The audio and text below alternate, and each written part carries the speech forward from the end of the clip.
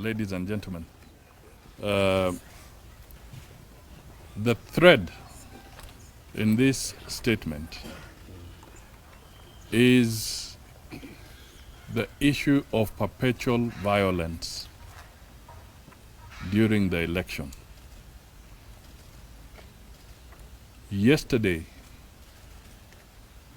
you saw what happened in Jacaranda. We are happy that the chairman of the Electoral Commission has sent word to the DPP to investigate the people behind the violence at Jacaranda. Because anybody seeking election must have signed the code of conduct, and it speaks volumes or very categorically against violence during this particular period of election. So that is one message that we want to send to the people. And here we are not looking for the minions. We are not looking for the minions. We are not looking for the watu wa mukono. There are people behind this violence. So this message is being directed that they should stop the process of creating violence. We want a free and fair election. It should go on record that when there was a stoning incident in Wasingishu against the chopper that Raila had landed in, none other than the deputy president himself came out openly and condemned the incident. Immediately, the matter became public. You will recall the deputy president was stoned in Kisumu. Nobody said anything about it. There were excuses being given. There was the incident in Keno, in Muranga. Again, it was brushed aside. Now, we have seen this other incident. So we are asking ourselves, is there a very concerted effort in this 1.5 months to go to the election date where systematic incidents of violence are going to be witnessed? Then, in the process, scare away voters and undermine a free and fair election.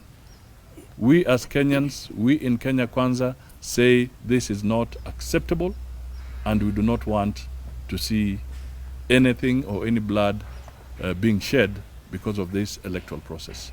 We are also calling on the NCIC.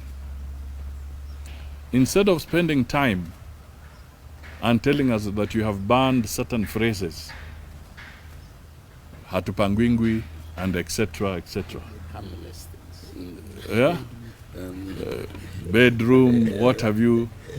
This is an opportunity for the NCIC to come out more strongly. And you'll notice it is silent on this incident, which has been captured not only by other, even yourselves as members of the Fourth Estate. You have captured this incident, and the NCIC has said nothing. As Shakespeare said one day, who has eaten thy tongue? When somebody is so quiet, Shakespeare was asking, ni paka gani, which cat has eaten thy tongue? Ni paka gani imekula ulimi wa NCIC? Kwa sababu hawaongei. So these are very systematic messages, and we want all the agencies that are there to come systematically and nip any attempts of violence in the bud. And finally, on my part and on our part for Kenya Kwanza, we want to singularly acknowledge the very good role played by the Kenya Police Service. When all is said and done, they conducted themselves very professionally in Jacaranda and ensured what would have been an extremely nasty situation was contained.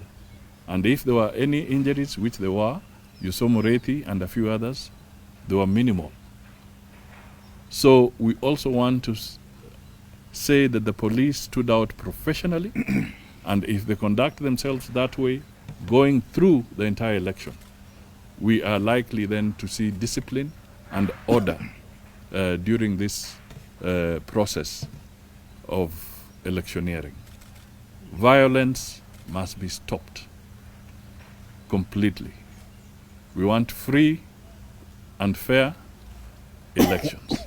As somebody said, the IEBC shall not count the number of stones hurled at people. They shall count the ballot papers, the votes that have been cast and found in the ballot boxes. And surely the stones are not going to be in the ballot boxes. So we do not have time for stone throwing. We want a free and fair election. This is the message coming from Kenya Kwanza, and we are very clear that all our supporters must conduct themselves with decorum and respect, because at the end of the day, in the next 1.5 months, we shall have a new government. And that government is going to be a Kenya Kwanza government. Thank you.